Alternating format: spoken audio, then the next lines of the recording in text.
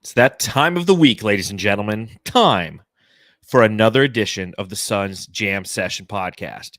Whether you're listening at a later date and time, TBD, on your way to work, while mowing the lawn, taking a shower. You want to hear Matthew's voice and my voice while you're taking a shower? Do what you got to do. Yeah. Or if you're watching along live on Facebook, YouTube, or Twitter, we thank you for taking a little time out of your day and out of your summer to talk about Suns basketball with both Matthew and myself. Matthew, welcome to the first podcast of August. How are you, my friend? I'm good. And I think about that sometimes, listening to like Bill Simmons in the shower. I'm like, is it kind of weird that I do that if I have it on in the background, or, does God watch me shower? Who knows? I think about a lot of things in the shower. I do too. And I'm right. I listen to a lot of like my fantasy football or baseball podcasts while I'm in the shower. You take notes in there too? Yeah, it's kind of got odd. A notepad in there? It's kind of odd. I'm sitting there. I'm like, well, I'm in the shower. I just want to hear about fantasy performances of other dudes, and you get out and you feel wrong. So let's start this podcast over again. Yeah. August. Welcome to August. The worst month of the year. Do you agree or disagree? Yeah, I don't know. It kind of all blends together for me.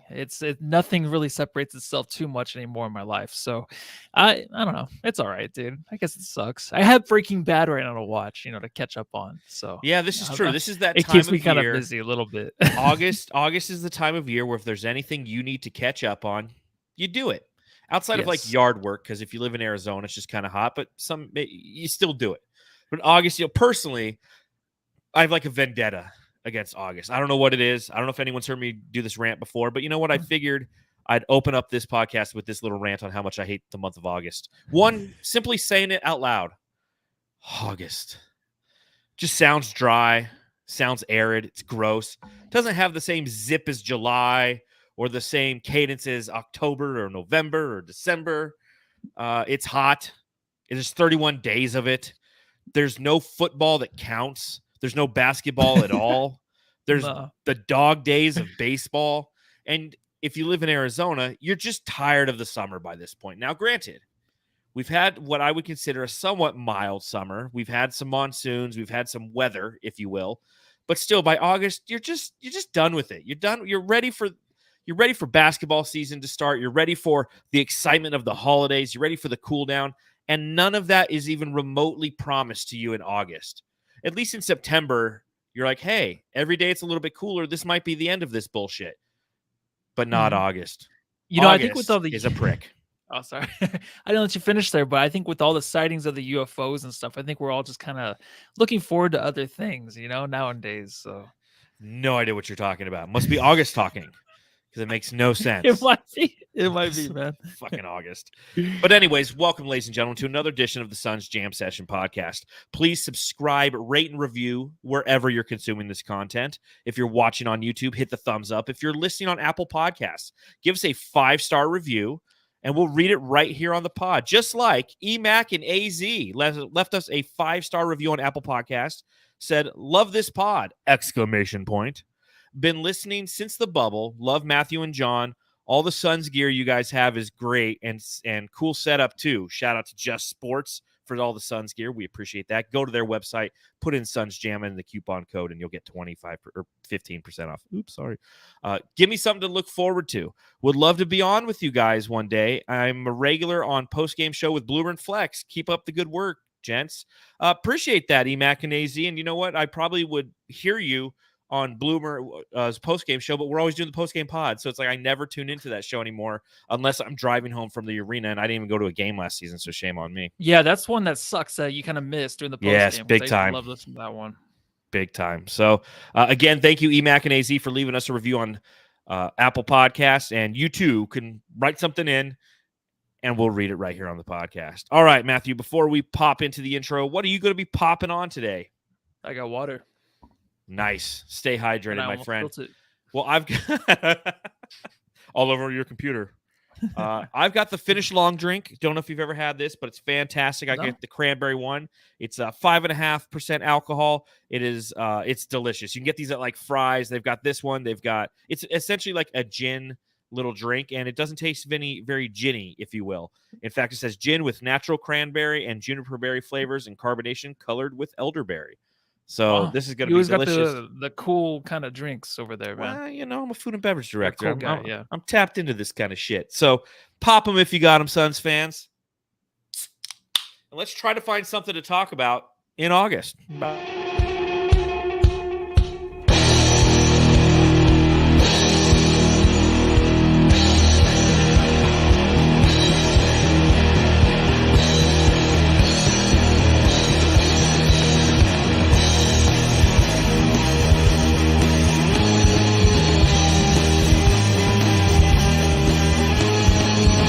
So here we go, Jamsters. Month of August, and the Phoenix Suns have finished, if you will, fulfilling their two-way contracts. The news that's happened since we last recorded 1 week ago is the fact that they have signed Duane Washington Jr. to a two-way deal and are once again bringing back Ish Wainright on a two-way contract as well. So, Matthew, where do you want to start? Which guy do you want to start talking about first? Let's start with Duane. All right, so let's talk a little bit about Duane. What do you know about Duane? Not a whole lot till the last week. I actually looked at some highlights, but it looks like he's a guy. He looks a little bit bigger than what they say, 6'3", 210. Yeah. He's a guy that looks like he's not afraid of contact either in the lane. Two-man guy, a guy that can play the two-man game. It looks like he's pretty decent from three. But, of course, the big talk was he was picked up from the Suns and he was let go by the Pacers to clear the spot for DeAndre Ayton, which did not work out for the Pacers. So James Jones, like Gus Fring, and from Breaking Bad, that's what I just picture James Jones as, is Gus from Breaking Bad, just sitting there, just all prim and proper and just like, oh, that guy screwed me over. I'm going to take his dude. So we got him the 15th final spot. Not a bad guy. Seems like we needed the point guard position. I know a lot of jamsters in here were talking about we need help with point guard, and we do. So it's another guy next to Cameron Payne, and looking forward to seeing him in his Suns uniform.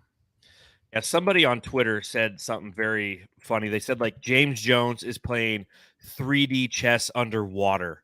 Like, that's how in-depth he is going, to where, to the point you mentioned, Duane Washington Jr. was let go, released by the Indiana Pacers in an effort to bring in DeAndre Ayton. They wanted to clear a little bit of space. They did that, and guess what? The Suns, they get DeAndre Ayton, they keep DeAndre Ayton, and they bring in Duane Washington. Now, looking at his statistics last year, he's somebody who played 3 years at Ohio State. And one thing that's credible to his performance at Ohio State is every year he continued to get better, right? So you look at this guy, he's 22 and a half years old, if you will. Typical James Jones guy, right? Like 3-year college starter at Ohio State, played last year for the Pacers after signing a two-way contract with them, wasn't drafted.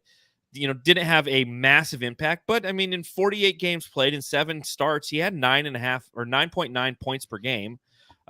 He only had 1.8 assists. So if we're looking from a distribution expectation for a backup point guard, a backup to the backup point guard, essentially, I don't know if Duane Washington is really it. But an effective 3-point shooter, shot 37.7% from the field, from beyond the arc on 4.5 3-point attempts per outing. So I think that he's somebody who definitely has a lot of promise. This isn't a guy you're going to bring in and hope that the Phoenix Suns are developing into the next Chris Paul of the future. But there is more. It's, again, another low-risk, high-reward possibility for the Phoenix Suns for James Jones, right? Yeah. It's kind of like one of those things where every move he makes, it seems like it's either decent or a good move. So far this offseason, it seems pretty basic, a lot of small moves here or there, only because we're waiting for the big one with Kevin Durant. So it's nothing really to overlook too much, but this guy it just seems kind of like a steal in a way. It seems like for the 15th and final spot, seems like a guy that's kind of a steal.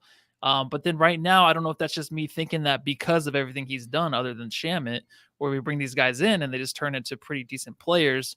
Beforehand, it's like, who are they, right? So It might be one of those cases. He might turn into something, maybe not. He might be involved in a trade. Who knows? But the only thing that's funny is that he took him from Indiana. So that's well, the headline right there. To that point, Mike B in the chat watching along live on YouTube says D-Wash might be Shamet's replacement if Shamet is in the Durant deal or just depth. Simple as that. And so you have to look at anything that's going on right now. You have to look through that prism, right? Like, if the Phoenix Suns don't get Kevin Durant, what's the status of this team? If they do get Kevin Durant, what is left after, decimating essentially the depth of this team? Duane Washington is somebody who, pre-Durant appears to be somebody who, as you mentioned, might not have a big impact, definitely an upside guy, probably won't get a ton of minutes in this season for the Phoenix Suns, but appears to be a quality addition and somebody who potentially, if called upon, can provide the necessary minutes and fulfill a very specific role as like the 15th guy at the end of the roster, right? But again, we know James Jones. We know James Jones is playing that 4D chess underwater with seahorses or some shit. Yeah, and he, maybe an octopus. And he might be looking at it like that. If I'm going to deal assets in an effort to get Kevin Durant to Phoenix, Shamet might be a part of that deal, which would make sense. He is somebody who has, a salary that you would definitely like to throw in that deal. Sending him back to Brooklyn, wouldn't that be because funny? Say back to Brooklyn. Lucky Brooklyn. I mean, it's disappointing really to think about like what other teams might get back from the Suns when players like Shamet. It's like, really, that it's I feel bad because I feel like the Suns now always have the upper hand in things just because that's the way James Jones runs things. Isn't that nice? Just like, okay, you can have Shamet back, but they have no choice. Nice? They have no choice. Yeah, well, potentially. And again, if that's the case, if Landry Shamet's gone, you're going to look at guys who can provide some offensive firepower off the bench. Josh Okogie isn't it. Although I'm really excited to see Josh Okogie. Like after I dogged him. Yeah, I dogged him in that one, kind of like welcome to Phoenix thing. Well, I just said like he's Elfrid Payton, but he hustles. Like because he can't shoot. The dude can't shoot. Let's just face it. But he's going to give you everything on defense. And that's like Javon Carter, right? Like we loved Javon Carter, not because he was out there stroking threes all the time. It's because he just played with an intensity that you can't help but admire. And physical guys. So yes, physical guy. And that's who Josh Okogie is. And I hope that somehow, some way, he finds some semblance of an offensive jumper that makes him, a threat on offense. Because when you have those kind of guys on the court, they're complete zeros, and the defense knows that they don't have to focus any energy on them, so they're going to focus it on doubling and trying to take away other guys. Now, Duane Washington looks to have the ability to be somebody who could potentially have that, he can shoot the three a little bit in his limited time. He's played 1 year, but he can shoot the three ball. He can play a little bit of defense, like you said, not afraid of contact. So that's kind of addressing that need of like, we got to get to the free throw line, right? Like we don't have enough guys who are just simply trying to get to the line because we lack that physicality. Per 36 isn't always the best marker, but he averaged 2.3 free throw attempts per 36 in his time in Indiana. Hey.0 asks in the chat, the question is, is Monty Williams going to use Duane Washington? Do you foresee him using him in any way, shape, or form? I don't know. And I'm talking if Kevin Durant is not a member of the Phoenix Suns. Because if Kevin Durant is a member of the Phoenix Suns, like he's using him. He has to. But if he's not a member of the Phoenix Suns, if he's truly the 15th guy off the bench, do you think Monty Williams will use Duane Washington? I think it's up to Campaign. I feel like it's up to how he plays this season. Campaign can really fill the minutes if he brings us decent production. If he's not, then yeah, you got to go with a guy like him. Like any other backup to Campaign would have to play, right? Just to see if he can fill some minutes, see if we can get that energy back that Campaign is not.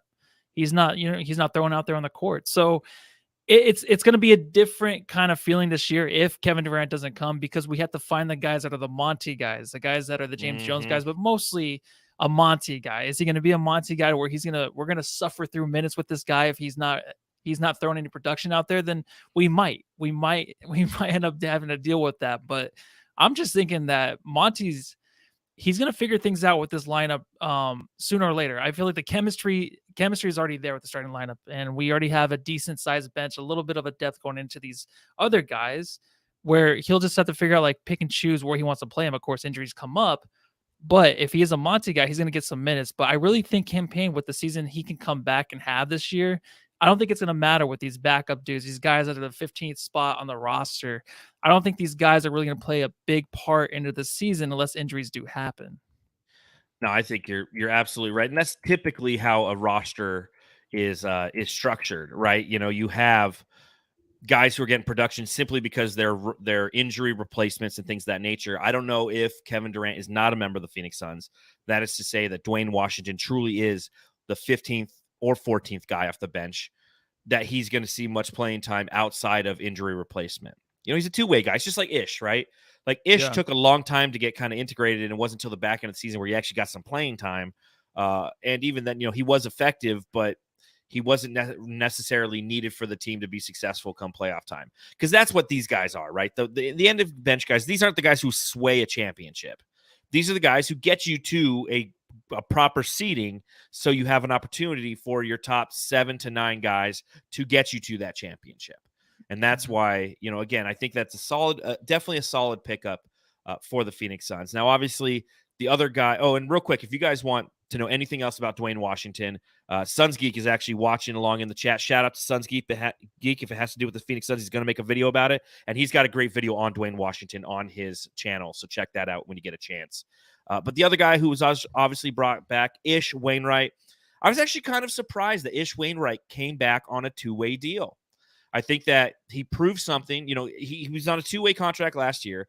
The Phoenix Suns let go Frank Kaminsky and filled that money with Ish Wainright, taking him off that 2-way contract, brought him onto the playoff roster. He had a very solid summer league, and I thought that was almost an opportunity for him to say, hey, NBA, look, I am an NBA player. I might not be a top 10 guy on the roster player, but maybe on some shitty teams he could be. He could probably go down there in Houston and be like the number 7, 8 guy on the team.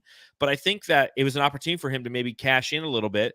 And it looked like there just weren't any takers. And ultimately, he's joining the Suns again on that 2-way contract. Maybe another play by James Jones. Maybe James Jones told Monty, hey, because a lot of us wanted Ish to play more minutes last year. I remember we were reaching a lot for depth because we were just suffering so much in that last series. We're like, could somebody else come in here and give us, something? Ish was one of those guys. And I'm just wondering, I'm like, does Monty or did James Jones tell Monty, like, hey, if Ish comes out there, because he was playing well, he fit really well within the offense coming in with the second unit. He just looked like he fit right in, like he was in the corner ready for the 3.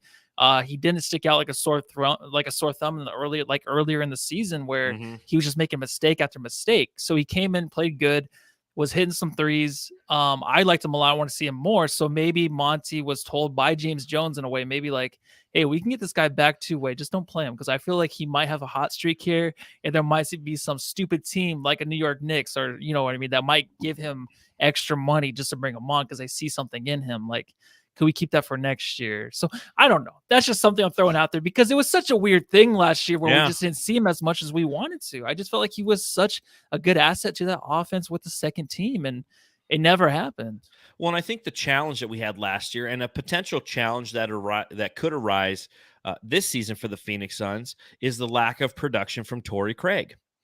And I mean, I wrote numerous pieces for Bright Side of the Sun on this exact subject, how I think that Ish Wainright had earned more minutes than Torrey Craig, because Torrey Craig, he was a 0 on offense a lot of times. He was a 0 on defense.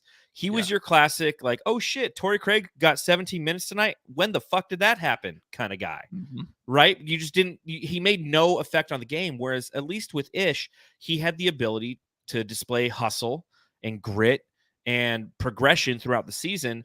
So come playoff time, when Torrey Craig was stinking it up against the New Orleans Pelicans, we were once again asking for Ish, which is an interesting thing for a player who is now on back-to-back seasons, a 2-way contract player. You don't typically find yourself banging at the front door and pleading that you bring in a guy who's getting paid as a 2-way contract guy. But Ish at least has that fire, right? That tenacity and that energy that you need from a second team unit versus Torrey Craig, who just kind of walks around out there just like, like he's got a joint in his mouth or something. He's like, hey man, like, oh shit, Yeah, he kind of looked like he was running to get your car, like a valet. He seriously looked like a valet guy running out there, like, oh, where's the car? Like, beep beep. Oh, it's not over here. It's over there. That's what he looked like. But he wasn't running. That was the problem. He was just searching for the car. He was doing the valet jog. He was doing a valet jog, dude. That's what it looked like he was. But like doing no urgency, and you're sitting there, you're like, listen, I need my car so I can get to the Western Conference Finals, Mr. Craig. Can you get it? Like he I don't know. There's not a motor in that guy, right? Really? I mean, in the first year we got him, it seemed like he played better than he's ever played in his career, and then he kind of came back down to earth last year. I mean, it's never really good to have the guy come back around, like having seconds, you know what I mean? So I think when he came back, there was just no motor in him at all. Yeah, I mean, he only averaged 2.2 points in the playoffs last year.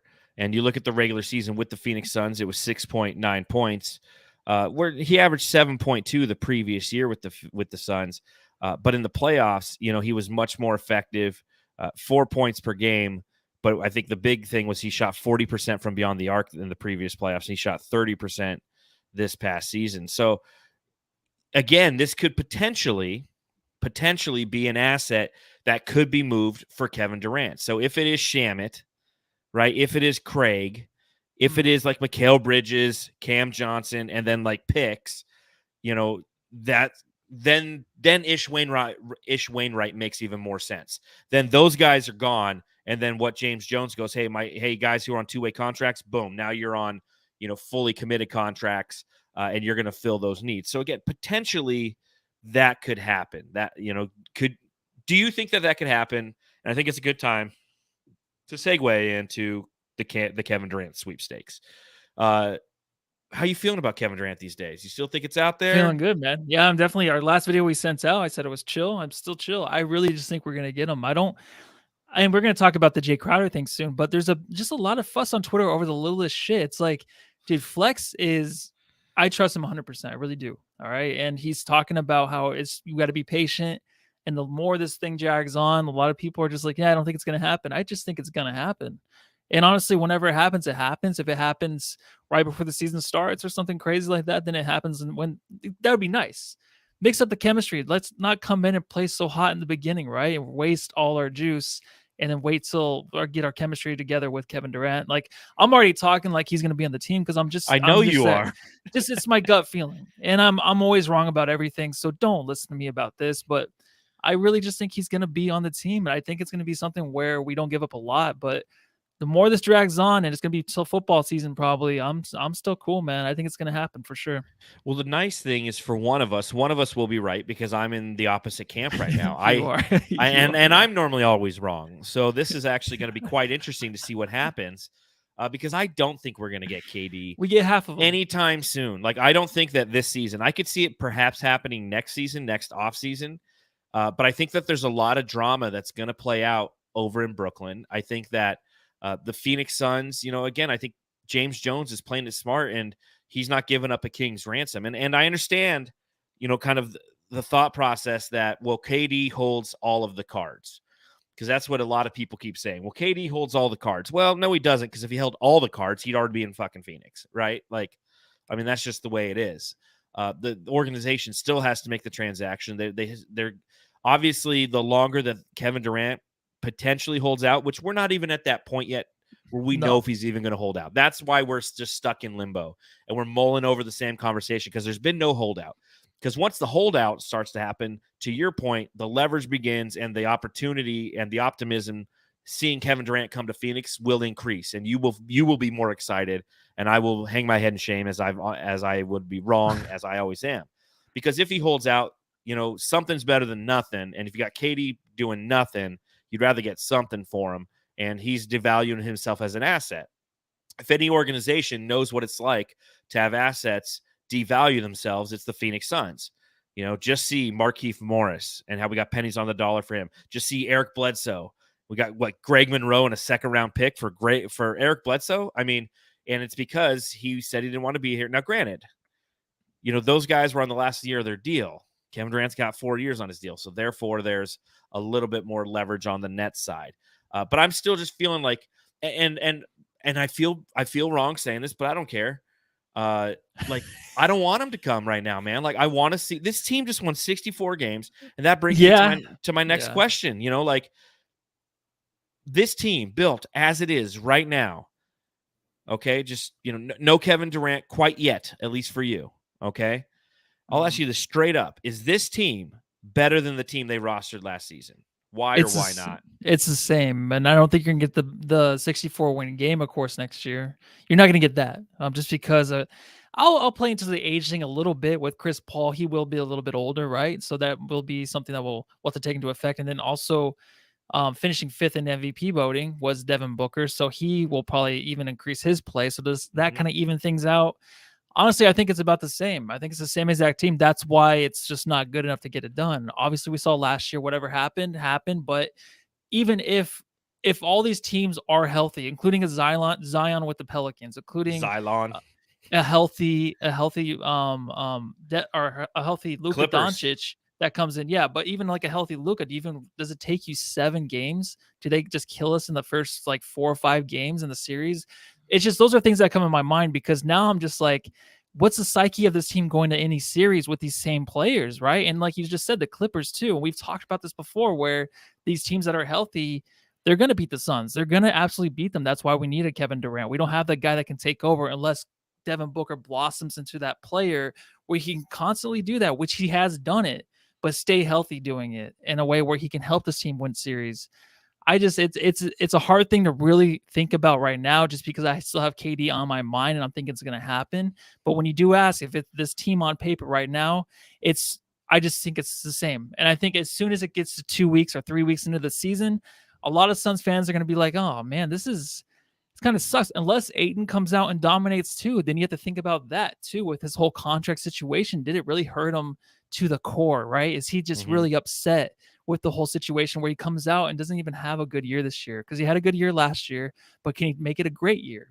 So there's just a lot of questions still with this team. And then, I don't know, in the improvement of this young team will be fun to watch for sure.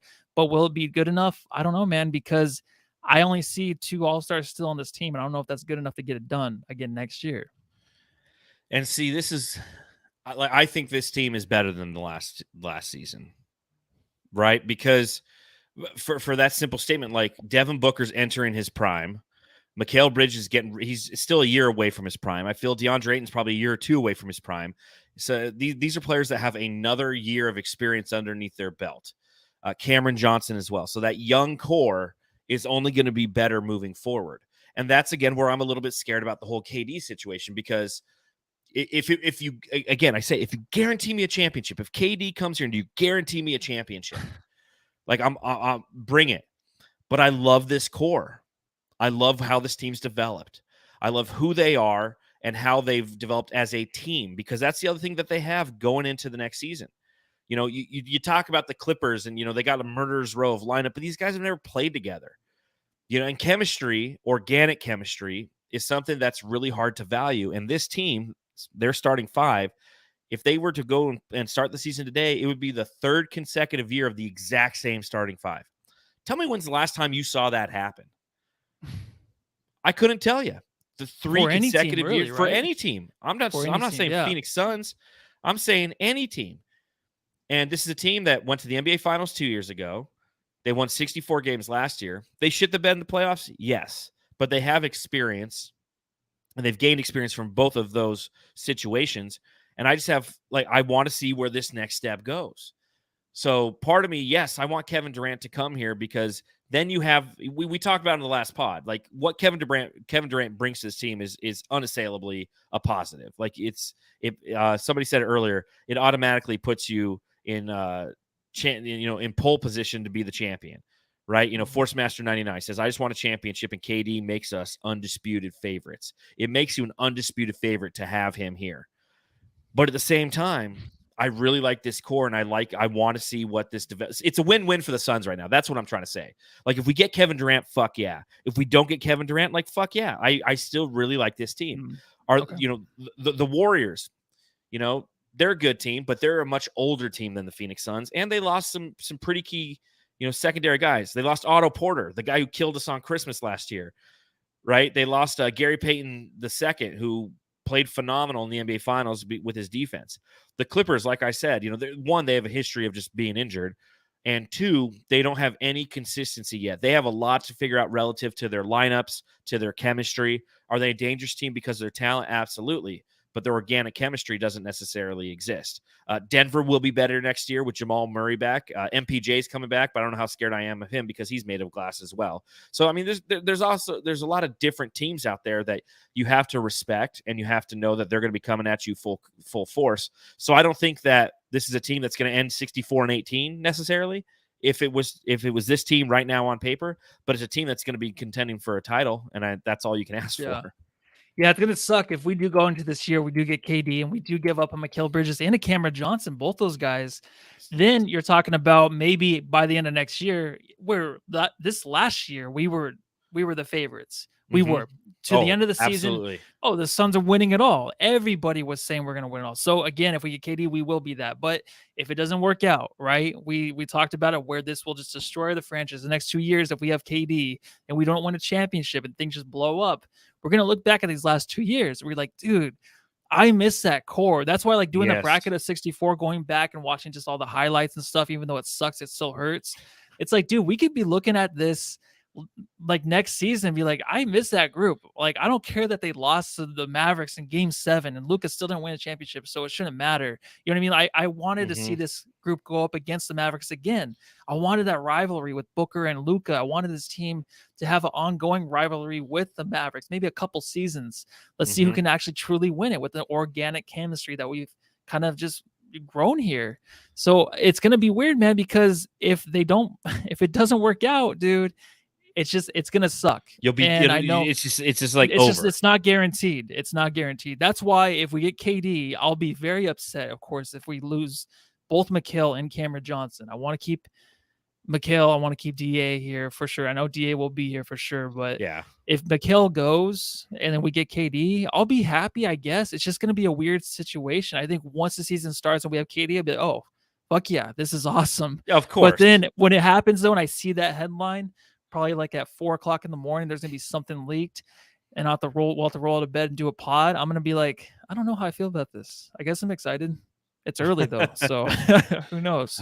It's the dog days of August. August. Well, before we get into the bracket of 64, there's one thing I wanted to bring up real quick and talk to the Jamsters about, and that is the second annual Rendon Charity Classic.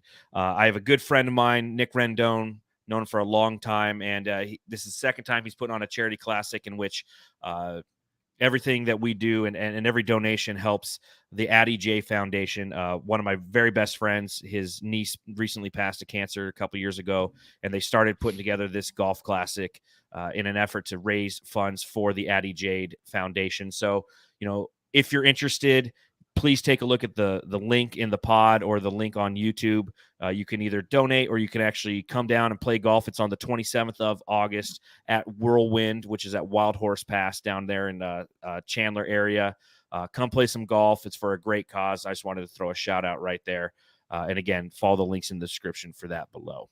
All right, the bracket of 64, Matthew. So we're getting into the second round now, aren't we? Yeah, we have actually one early matchup. I just wanted to test some things out. Okay, test some things out. Still got a few more matchups in the first round, but results as of today, as of right now, out of the Ayton bracket, the number 5, Ayton, career high 35 points against the Minnesota Timberwolves was a great game. Yes. That won 61% over just Mikal Bridges. Mikal Bridges is being himself, right? See, I talked about that last pod. You put Mikal Bridges against Ayton on anything, like he has a career high. We loved him that game, and it was just the Mikal Bridges like sticking his tongue out, right, or just being Mikal Bridges, just being Mikal Bridges. And Ayton only won 61 to what? What's the math on that? 49, 39, 61 to 39. Yep, it just goes to show you, man. Like Ayton can't win, man. That was the first comment too. It was like, because Mikal was actually kind of running away with it in the beginning. Someone's like, the disrespect. It's like, yeah, but Mikal Bridges, right? it's tough, right? It's fucked up. We expect DA to get 35 every fucking night. That's funny. I guess so. That's he goes for 50. He'll lose to like Chris Paul smiling. Yes, exactly, dude. His big bubble butt. So the next one up was the number 3 out of the Ayton bracket too. It was number 3, Booker, the dunk over D'Lo, won 79% over. Just fuck this bracket. I put it in there at number 14 for the Ayton bracket. Fuck the moments, fuck this bracket. Because someone recommended it. They're like, I don't want to see the highlights, and I don't either, so I don't know why the fuck I'm doing this. It's 70 Booker's dunk won 79% Thank God. to 21%. Next up, out of the Al McCoy bracket is number 6, McGee goes the distance, where he takes the ball from Luka.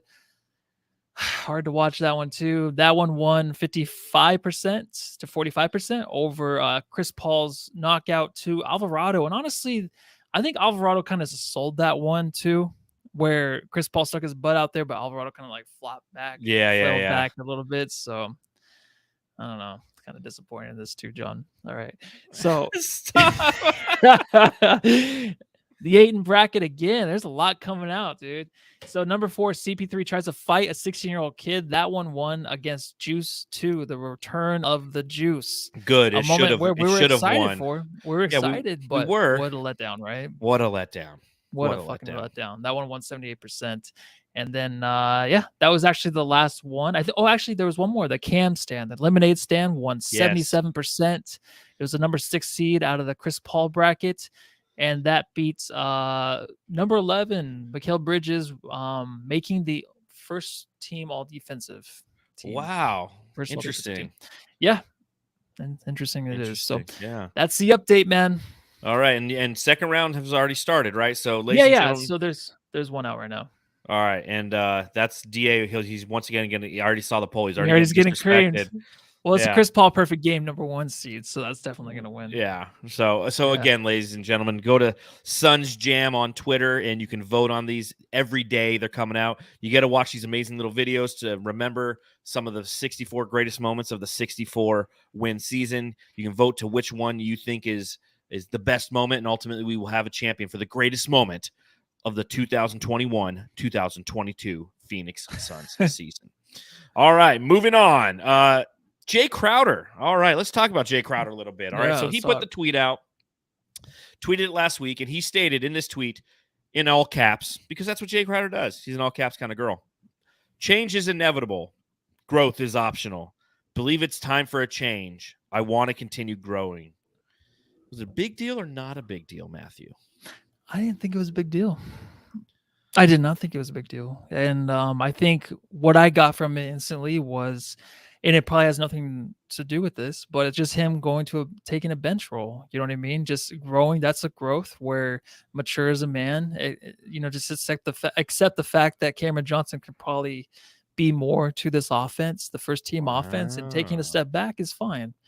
So that can be growth. I don't think it would be anything where it's just like asking out of Phoenix, because he moves around a lot. He gets traded all the time, right? I mean, he's a guy he's played on almost every team in the league, about, right? Maybe half of it. So he's always the guy on the move. So I don't think it'd be anything like that. I just don't feel like this team right now, chemistry-wise, is at a point where people are asking out. That just doesn't make any sense to me. I don't think anything with the DA situation had anything to do with Crowder being upset about it, or maybe that he was involved in a Kevin Durant trade. But when it comes to Kevin Durant, Jay Crowder's got to accept the fact, like, hey, I might be a guy that's out of here. So he needs to know, he knows in his career where he's at and what kind of player he is, or where he can be included in a trade where Kevin Durant would come into a franchise and help win him a championship. So I just think it's something positive in a way. I don't think it's anything negative about the Suns, but what is your take? Matthew, this is the first one we agree on all night. Do we really? Yeah, I don't think it's a big deal. Wow. Okay, cool. I really don't. I didn't read too much into it at all. Obviously, there's a lot of little things that people can read into it, right? He might think or have heard rumors that he is part of a potential Kevin Durant deal, and therefore he's, by stating that he's ready for a change, he wants to continue growing, that, he's accepting potentially that he could be moved. That's how one could take it. I just think, he's like, listen, I'm kind of done with Taco Bell. I'm going to go to El Pollo Loco now. It's like they haven't brought back the Club Chalupa. They haven't brought back the BLT soft taco. He's like, I'm going to El Pollo Loco, and it's time for a change. Growth is, and he wants to continue growing. And when you eat at these fast food restaurants, your belly grows a little bit. I mean, maybe that's what he meant. Who knows what he meant? Maybe he's going from thin crust pizza to like Chicago style deep dish. He just had some Lou Malnati's for the first time. Yeah. Shout out to Lou Malnati's, fantastic pizza. And he's like, yeah, growth. I'm growing as a human. I mean, it's a fucking August tweet. That's what you get in August. Those are the kind of tweets you get in August, okay? But I think, once you said what you said, I think it's a lot more plausible that he understands that he's accepted more of a bench role. I didn't even think about that. I was thinking clearly all about food. You're thinking about I was like, I just want the damn Club Chalupa back at Taco Bell. Like, why do they make that thing seasonal? It's fucking amazing. I saw I was door dashing last night, Saturday night, late night, door dash. Nice. Got Del Taco, but I thought I saw the Club Chalupa. No, it ain't there. It ain't there. All right, I was seeing things. Mike B is like, fuck Taco Bell. Overpriced deliciousness. LOL. Amen to that. Taco Bell is the best fast food place ever, and I It never is, eat it. and it's I always go everywhere else. I don't know feel why. like shit That's instantly. why. 3 bites in, you're just like, my tummy kind of hurts. My Yeah. ego hurts. Like, I'm not a good human being. I mean, I've seen behind the scenes on like TikTok, you'll have a disgruntled employee showing you how they make the beef, and it just comes in like a Ziploc bag, and they just like heat it up, and it's gross. But you still find yourself at like I don't 1 want to see a.m. that. in the drive-through, just being like, Can I get one of those Locos Tacos, please? Thank you. Yeah, I mean, that's I don't even want to. I don't want to delicious. see the people that even work there. I don't, except for the person giving me my food. That's fine. I don't want to see even them. I don't want to see there or who. Yeah, but maybe that's what Jay Crowder was talking about. I don't know, but I like your take on that a lot. I don't think it's nothing bad. This franchise is fine. We keep overreacting to everything, and DA is happy to be back. That's the only thing, right? I think we're fine. I think we're doing all right. And I think Jay Crowder's doing all right too. And again, he's still 32 years old, right? Like, yeah, if he steps in basketball years, it's not like ancient. Yeah, no, but that's what I meant. Yeah, it's old, and I think that it's very plausible that he could be. James Jones, Monty Williams have probably said like, "Hey, Cam Johnson, up and comer. You've seen what he can do on offense. You can see how he electrically can get to the rim. We would really like you to kind of take a step back, and we're gonna have you start less games. Jay, you cool with that?" And he's like, "Yeah, man. Like, I'm with it because I want to win. I want to be a part of this team." It's hard for a 32-year-old who, let's face it, has the skill set that Jay Crowder has, which isn't an abundantly effective skill set, to maintain a starter on a potential Western Conference champion. Like, if he accepted a role coming off the bench, imagine what that does for the Phoenix Suns. Imagine what that does, because you still have your enforcer around. You could put him in after 3 minutes after the game. If you see it's going to be a physical game, and you're like, "Hey, Cam Johnson, we're going to pull you. We need some physicality here." Boom, Jay Crowder's in there. He's cracking skulls, and he's salsa dancing all over them fools. Didn't he tweeted something out too? I think about maybe a month ago, right before the KD thing. I thought he tweeted something about just like it has something to do with like the trade or something. Needing a new power forward or something like that. So that was more encrypting. I don't think this has anything, but that the Suns will talk to Jay Crowder about the options that are coming up for him in this team. Of course. So he knows what's going to happen. It's like, well, wouldn't you just wait till something happens, till training camp starts? It's like, no, they want these guys to know what's going on so they can decide their future, especially when they're this deep into their NBA career and they're this well respected like Jay Crowder. Absolutely. And just how to mentally prepare for the season that lies ahead as well. So I think all valid. And again, I think, a lot of overreactions by Twitter, because again, that's what happens in August. Are you happy that Booker and Kendall are back together? Looks like they tweeted out a picture. They're hanging out in Pine Top or some shit. Yeah. Tell me about that. I mean, you're the only one who cares, so I don't give a shit. But I know you do. I'm the only one that cares. Yeah. What are you talking about? The only one that cares? There's a million people that like that post. Out of us, yes, I guess. I don't know. It's weird. It's one of those things where if it was over, just get it over with. Just rip the Band-Aid off and move on. Be a better player, Book. But I don't really worry about him and Kendall at all. I don't think it affects his game. I mean, maybe it does because a girl like her. And you know what I was thinking about the other day? Isn't Kendall the perfect? She is the perfect, like, kind of just parallel, like, basically Booker's game and Kendall are like the same thing. Kendall, as a woman, very famous, makes a lot of money. She's a Kardashian, but she's very simple, right? She's not big breasted. She's not big butted. She doesn't have implants. She's very plain. She's very basic. She's beautiful, but just like Booker's game, right? Booker's game is basic. It's beautiful, but it's nothing crazy. It's not fake. There's nothing out there that, you're just like, oh, God damn. Did you see that? No, that's not Booker's game. So they're hand in hand, man. So hopefully it lasts for a while. Does it make you happy? It does. Is that weird? Okay. No, I mean, makes me jealous. What, that you can't have Kendall Jenner? Yeah, is that weird? It doesn't matter. There you go. That's all you need to know. So anyways, what were we talking about? That's it. Let's see. I've got no take on it, nor do I really care. Like, again, I just don't give a shit. Let's see. Well, we did go out on Twitter today, and we did ask, our Jamsters if they had any questions that they want answered right here on the podcast. We would do it. The first question we had came from @ShutUpJerry123 on Twitter. Great name, by the way. It says, how bad you guys want to see Sarge on the court? I'm hella pumped. Rip off the nicotine patches, step out and take a smoke break, guys. So simply for that question, we'll go ahead. We'll do it. It's been a minute. It's been a while. I'm clearly stalling because I can't freaking find it. It's here somewhere. I had it, then I lost it. Where the heck? There it is. The Sarge smoke break.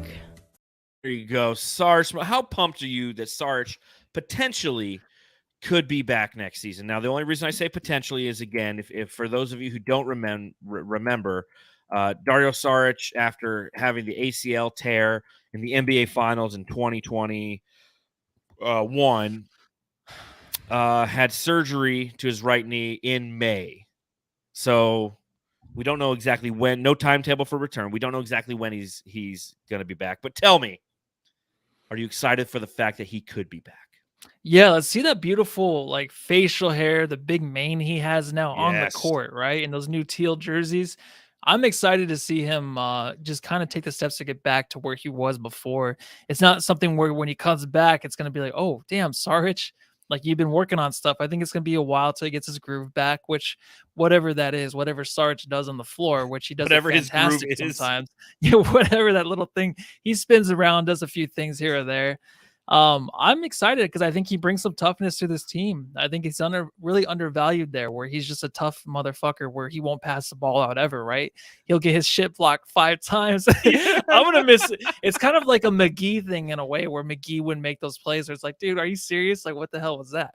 That's Sarge, but it's funny. There's just things where when he fell and sat on a ball or something, there are plays that does not help this team at all. That I dearly miss those plays.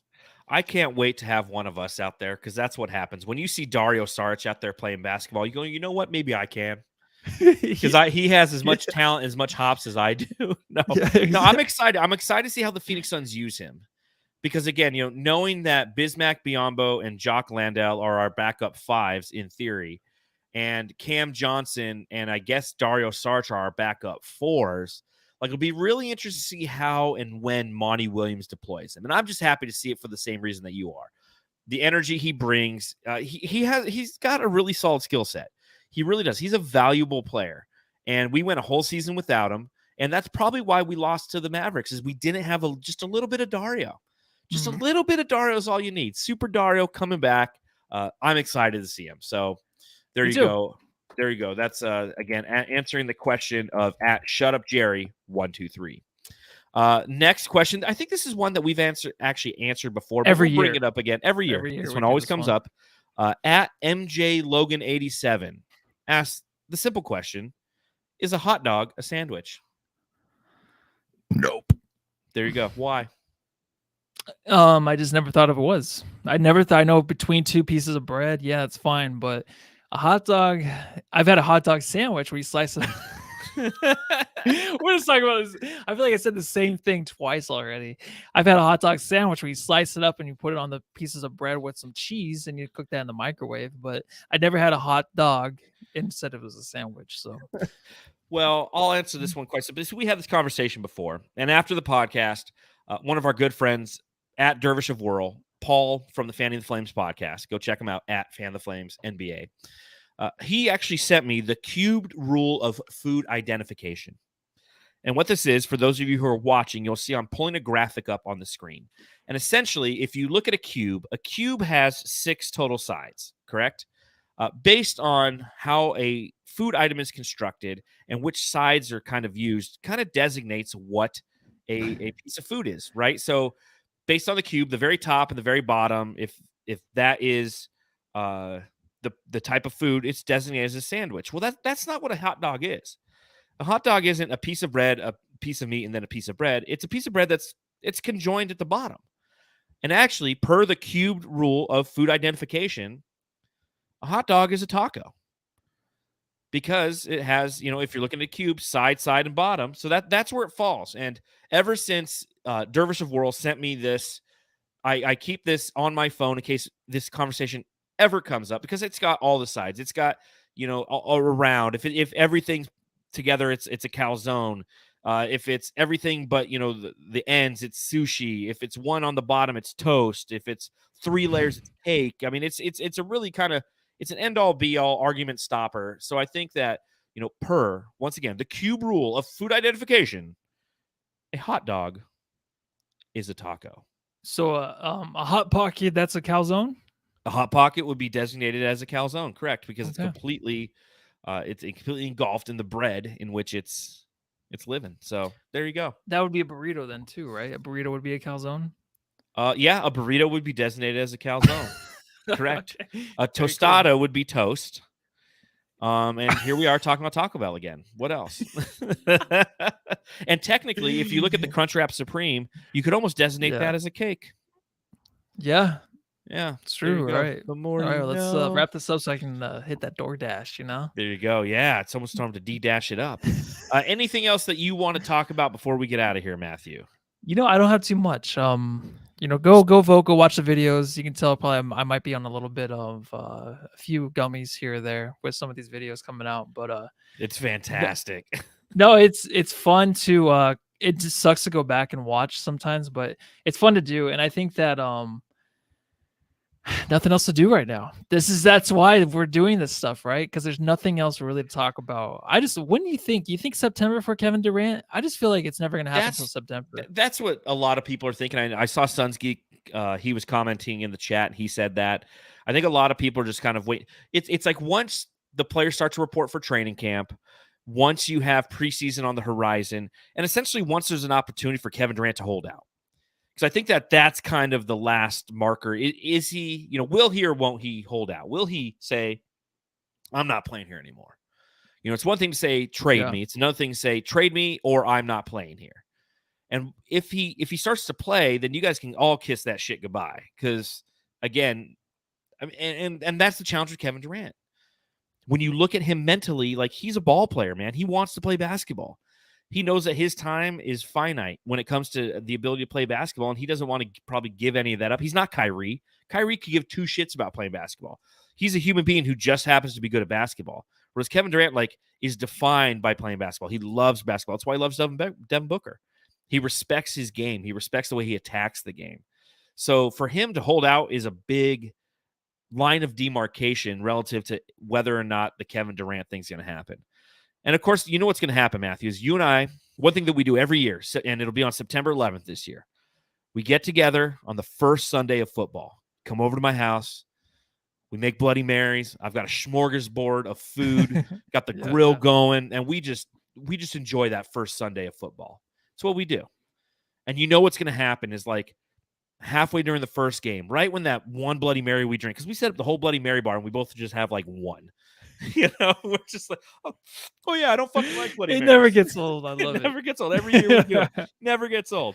But what's going to happen is during halftime of that first set of games when we're watching the Red Zone channel, Kevin Durant will get traded to Phoenix, and we have to do an emergency pod. You think that's what's going to happen? So I'm calling it right now. September 11th. I hope not. At 11:30 Arizona time. Calling it right now. Well, just as long as we're not into the Arizona Cardinals game. It always goes this way where it's the morning is always red zone, and then the Cardinals play, and then they lose in some heartbreaking fashion.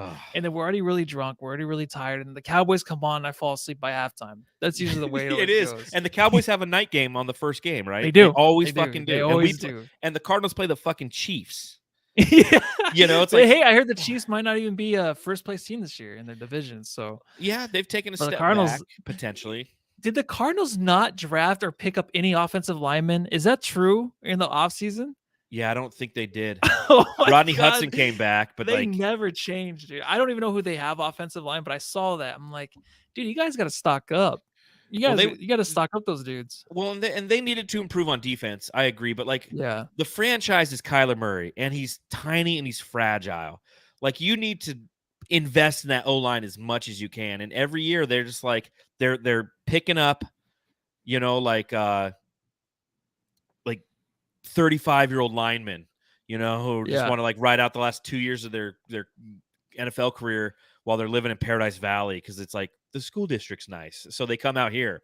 Does And it's Kyler like that though? Does he like not having a line because he can't see over them anyway? So he this is probably true. likes it. So He can always likes run out. rolling out. Yeah, but then so I he gets don't hit know. one That seems time so and he's weird. gone for like four games, or he throws the ball and it hits AJ Green right in the back of the helmet. And I mean, we'll see. Like, here comes football, man. Like, I love Here we football. For go. those of you who don't know, like, I It never love changes, football, dude. fantasy football. I'm all about it. In fact, one thing we got to do at some time on this podcast is we got to play the video of you. It's a classic. It's a classic. I wonder if I can do that. Is I'll that do that another 4 years old or 5 years old? It's older. I think than it's that. 5, right? It's 5 or 6.